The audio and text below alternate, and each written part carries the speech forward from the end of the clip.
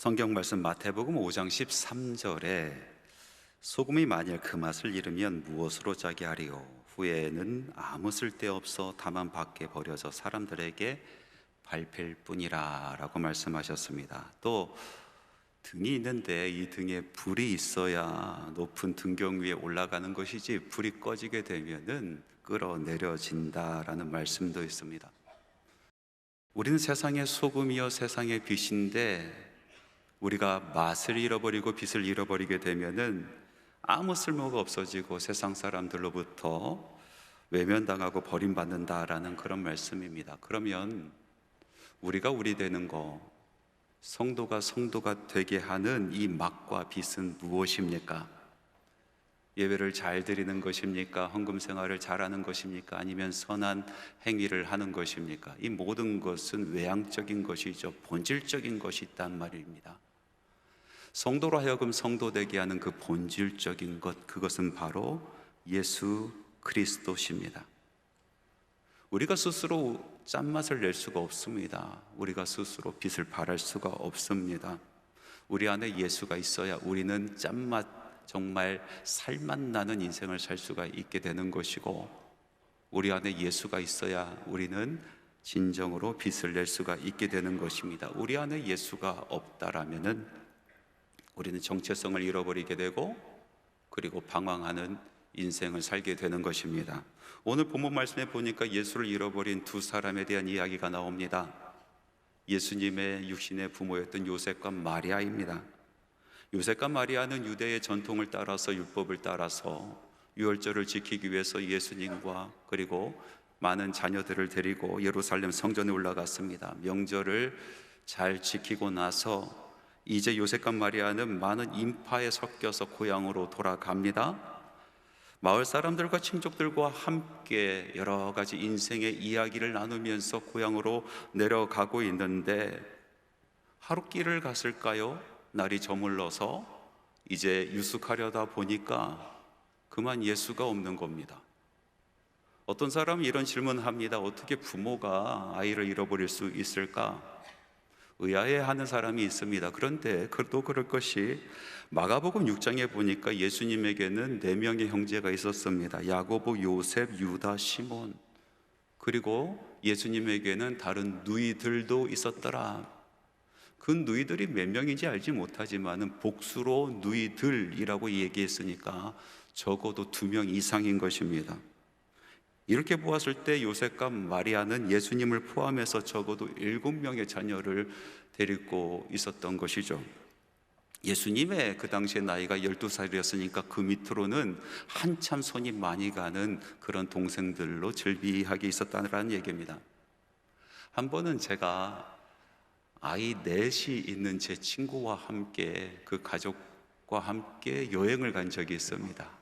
얼마나 복잡하고 얼마나 신난하던지 함께 밥을 먹는데요, 한 놈은 여기서 울고, 한 놈은 저기서 뛰고, 한 놈은 어디로 사라졌는지 사라져서 엄마 아빠 밥 먹다 말고 찾으러 다니고, 이 밥이 코로 들어가는지 입으로 들어가는지 알지 못할 정도로 그렇게 부산하더라고요.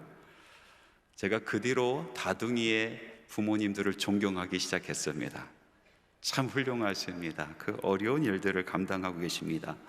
모르긴 몰라도 마리아와 요셉, 이거보다 더하면 더했지 덜하진 않았을 것입니다.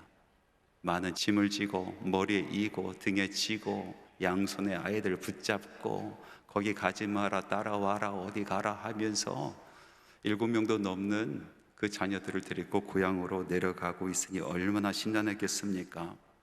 하루가 지나고 나서야 이제 잠을 자려고 보니까 예수가 없는 겁니다. 그래서 요셉과 마리아가 자기의 자녀들을 친족들에게 맡기고 왔던 길을 돌아갑니다. 그러다가 예루살렘 성전까지 와버렸습니다. 바로 그곳에서 예수를 만나게 됩니다. 예수님은 다른 랍비들과 함께 논쟁을 벌이고 언쟁을 하고 있었습니다. 그 모습을 보면서 반갑기도 하지만 얼마나 야속하던지 마리아가 달려가서 예수님에게 나무랍니다. 나와 내 아버지가 얼마나 걱정했는지 아느냐. 그런데 그 이야기를 듣고 예수님께서 이렇게 대답하셨습니다. 어찌하여 나를 찾으셨나이까? 내가 내 아버지 집에 있어야 될 줄을 알지 못하셨나이까? 요셉과 마리아는 예수님을 데리고 다시 집으로 돌아왔습니다. 그러나 말씀해 보니까 2장 51절에 그 어머니는 이 모든 말을 마음에 두니라. 그러니까 마리아는 이 모든 되어진 일들, 그리고 예수님께서 이야기했었던 그 말씀이 범상치 않은 것이다 라고 여기고 마음에 두었다라는 것입니다. 오늘 이 말씀은 한 가정에서 아이를 잃어버린 해프닝에 대한 이야기가 아닙니다. 이 말씀은 범상치 않게 여길 말씀인 것입니다. 우리 마음에 새겨야 될 말씀인 것입니다. 특별히 예수님을 구주로 섬기고 또 우리 마음에 모시고 살아가는 우리 크리스찬들, 우리 성도들이 이 말씀을 범상치 여기지 아니하고 마음에 두어야 한다라는 것입니다. 우리는 먼저 우리 삶을 살아가면서 예수를 잃어버릴 수 있구나라는 것을 알 수 있어야 됩니다. 사실 요셉과 마리아에게 있어서 예수가 없으면은 아무 소용이 없는 것 아니겠습니까? 예수 없는 요셉과 마리아가 우리와 무슨 상관이 있겠습니까? 예수 없는 요셉과 마리아가 우리의 신앙과 우리의 믿음과 무슨 상관이 있습니까? 갈릴리가 우리와 무슨 상관이 있습니까? 요셉이 요셉되고 마리아가 마리아가 되기 위해서는 그들에게 예수가 필요합니다. 그들에게 예수가 있어야 요셉은 우리에게 요셉이고 마리아는 우리에게 마리아가 되는 것입니다. 그들에게 예수가 있어야 그들의 신앙도 빛나게 되는 것입니다. 우리도 종종 우리의 인생을 살아가면서 일상에서 파묻혀 살아가다가 예수를 잃어버릴 때가 있습니다. 어디서 잃어버렸는지 손잡을 수가 없어서 이 사람 저 사람에게 물어가면서 헤매는 인생을 살기도 합니다. 심각하게는 어떤 분들은 자기가 예수를 잃어버렸는지도 알지도 못하고 살아갑니다. 그러다 보니까 우리 스스로가 소금인 줄 알고 살아가는데 맛을 잃어버렸어요. 우리 인생에 맛이 없어요. 자기가 빛인 줄 알고 살아가고 있는데 빛을 잃어버렸습니다. 사람들이 우리를 버리고 발로 밟고 그리고 높은 곳에서 끌어내려서 먼지 나는 구석으로 처박아 놓는 인생이 돼버립니다.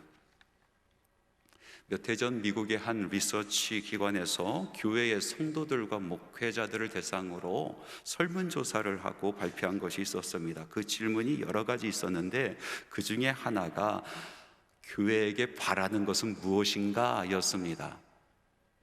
많은 성도들이 여러 항목 중에서 교회에게 바라는 것은 이것입니다 라고 대답한 것 65%를 받은 것이 있는데요, 그것은 평안한 삶이었습니다. 성도들이 교회에게 바라는 것, 교회가 이렇게 좀 해줬으면 좋겠습니다, 나의 평안한 삶을 위해서 교회가 있었으면 좋겠습니다 라고 대답한 것입니다.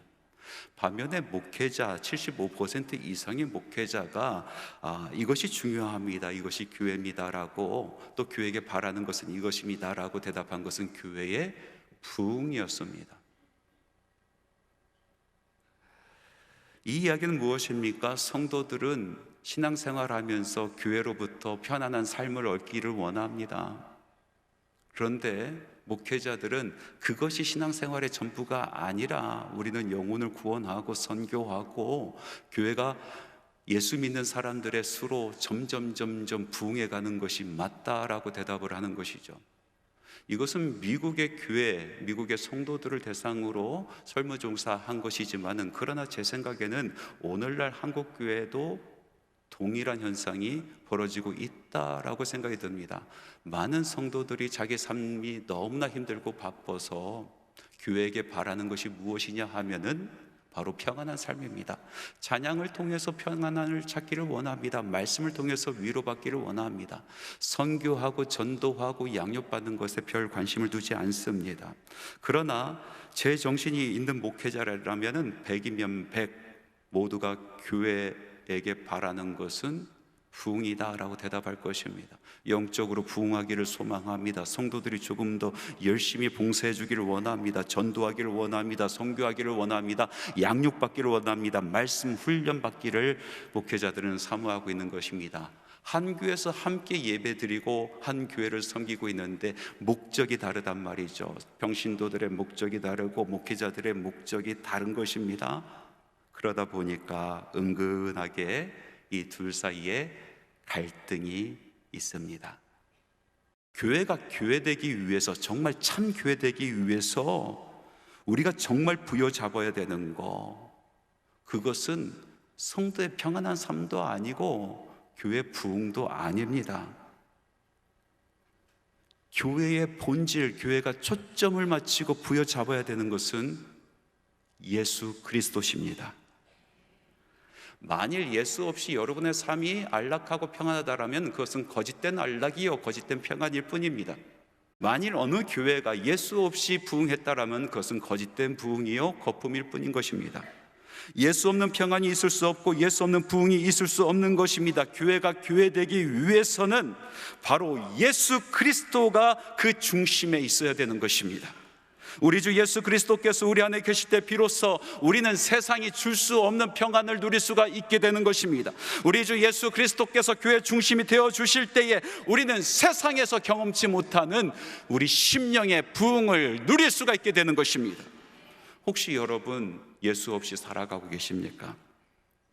요셉처럼 마리아처럼 예수 없이 정처 없이 걷고 계십니까? 세상의 걱정과 염려를 가득 짊어지고 수다를 떨면서 오랫동안 걸어왔는데 여러분의 심령 가운데 예수가 없습니까? 어디에 두고 온지도 알지 못해서 이 사람 저 사람에게 물어보며 살아가고 있습니까? 여러분 삶의 여러 가지 문제를 돌이켜 보십시오. 우리 안에 그리스도가 없으니 일이 꼬이기 시작하는 것입니다. 문제가 발생하기 시작하는 것입니다. 예수를 잃어버린 줄도 모르고 살아가고 있기 때문에 세상의 번뇌와 세상의 염려만 우리 머릿속에 가득한 겁니다. 그러므로 우리는 예수를 다시 찾아야겠습니다. 잃어버린 예수를 다시 만나야겠습니다.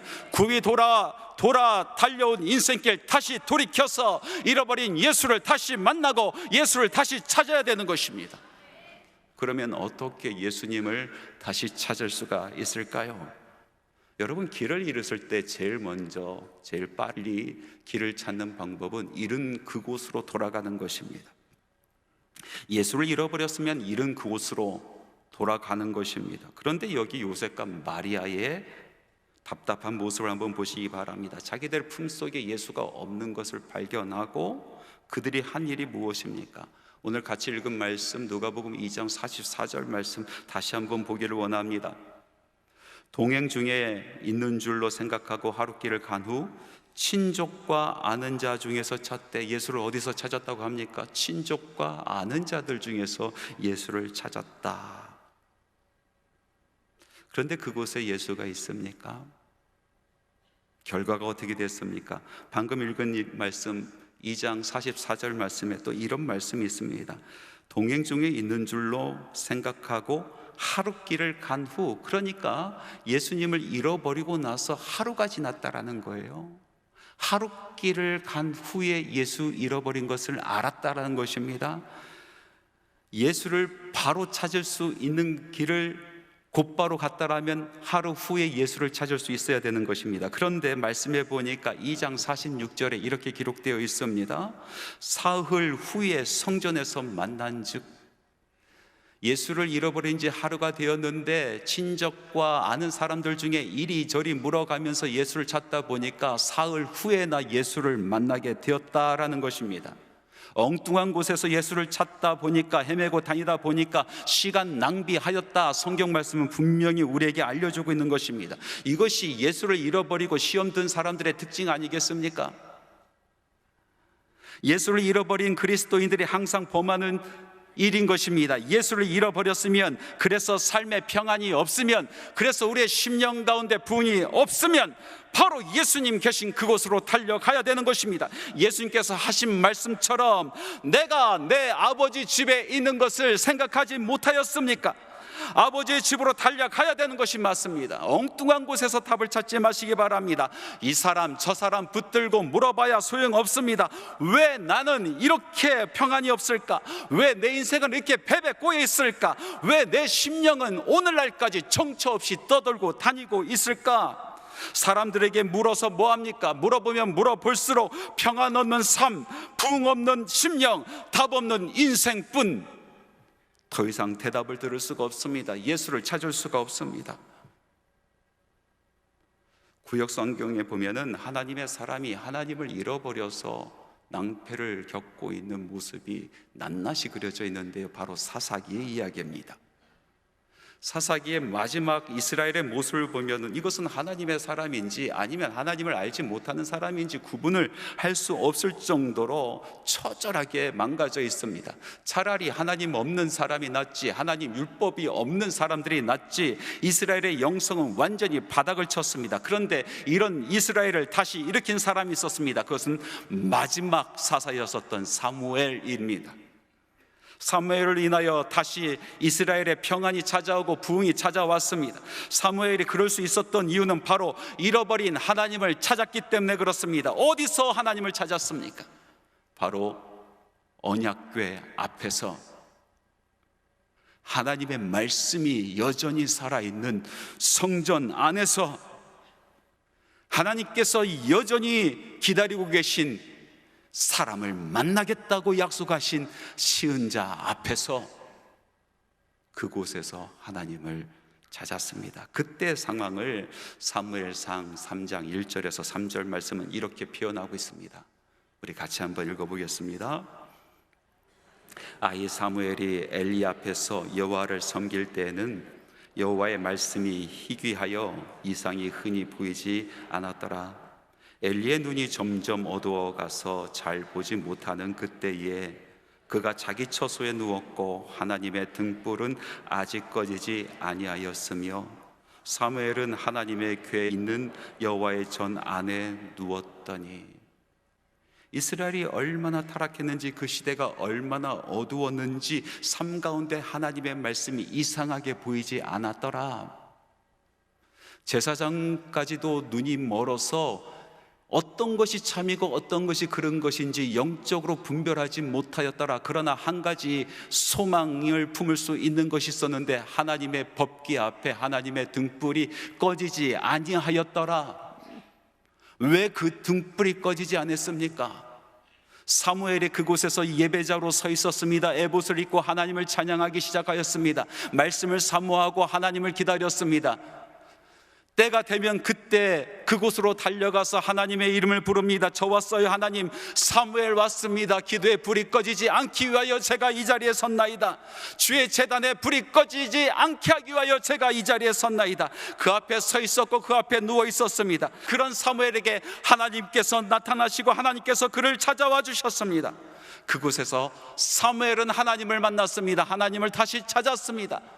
이스라엘 민족이 잃어버렸던 하나님을 찾았습니다. 민족이 잃어버렸던 하나님을 다시 찾았습니다.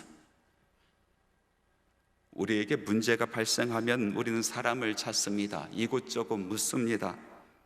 그러나 근본은 달라지지 않습니다. 하나님의 사람이 하나님이 없어서 문제이지, 예수의 사람이 예수가 그 심령 가운데 사라져서 문제이지, 성령의 사람이 성령이 충만하지 않아서 문제이지, 인생의 답을 몰라서 문제가 아닌 것입니다. 사람들은 사람들을 만나고 지혜자를 찾고 승리자를 찾습니다. 그런데 그렇게 한들 나는 맛 잃은 인생이구나, 나는 빚을 잃은 인생이구나, 그것을 알 뿐인 것입니다. 저는 목회를 하면서 선배들의 조언을 상당히 중요하다라고 생각하며 많이 묻는 편입니다. 전화를 해서 묻기도 하고 또 찾아가서 물어보기도 합니다. 그러나 그때마다 느끼는 것은 항상 답은 그것에 있지 아니하고 하나님께 있었습니다. 십자가에 있었습니다. 예수께 있었습니다.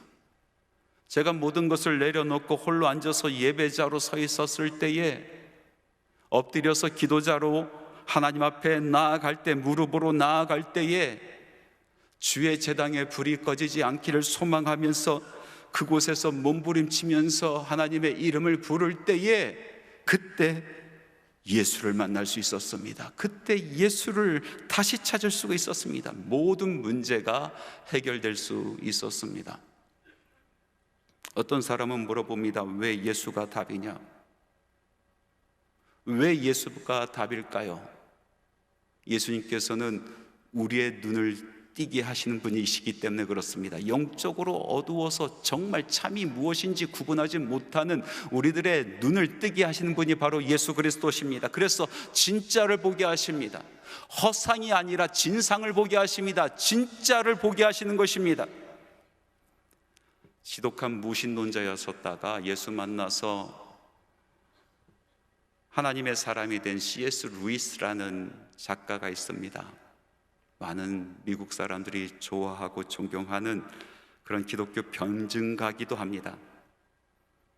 그가 예수 만나고 기독교인이 된 후로 기독교에 대해서 많이 변증을 하고 있었는데, 그때 사람들이 물어봤습니다. 당신은 왜 기독교를 믿습니까? 그때 C.S. 루이스가 이렇게 대답을 합니다. 나는 아침에 해가 뜨는 것을 믿는 것처럼 기독교를 믿는다. 내가 그것을 볼 수 있기 때문이 아니라 그것 때문에 다른 모든 것을 볼 수 있기 때문이다. 저는 이 아침 C.S. 루이스의 말을 빌어서 이렇게 이야기하고 싶습니다. 나는 아침에 해가 뜨는 것을 믿는 것처럼 예수를 믿는다. 내가 예수를 볼 수 있기 때문이 아니라 예수 때문에 다른 모든 것을 볼 수 있기 때문이다. 예수님께서는 닫혀있는 우리의 눈을 뜨게 하십니다. 허상 속에서 헤매지 않게 하십니다. 눈을 뜨게 하시고 우리로 하여금 참된 것을 보게 하십니다. 진짜 길을 보게 하십니다. 생명의 길을 보게 하시고 영생의 길을 보게 하시고 우리로 하여금 그 길을 걷게 하시는 것입니다. 예수를 잃으면 예수를 잃은 곳으로 바로 달려가야 되는 것입니다. 예수님께서 말씀하신 것처럼 왜 나를 엉뚱한 곳에서 찾는 것인가? 내가 아버지의 집에 있을 것을 생각하지 않았느냐? 여러분, 예수를 잃어버렸었다라면 기름 부음이 있는 이 한소망의 예배 속에서 하나님의 임재하심을 경험하시기 바랍니다. 주의 보혈이 흐르는 피전의 사다리를 통하여 잃어버린 예수를 찾으시기 바랍니다. 생명이 있는 목장에서 여러분 잃어버린 기쁨을 다시 찾으시기 바랍니다. 오늘 바로 이 순간 주님의 전에서 예수 그리스도의 이름을 부르시기 바랍니다. 저 왔어요, 저 왔어요.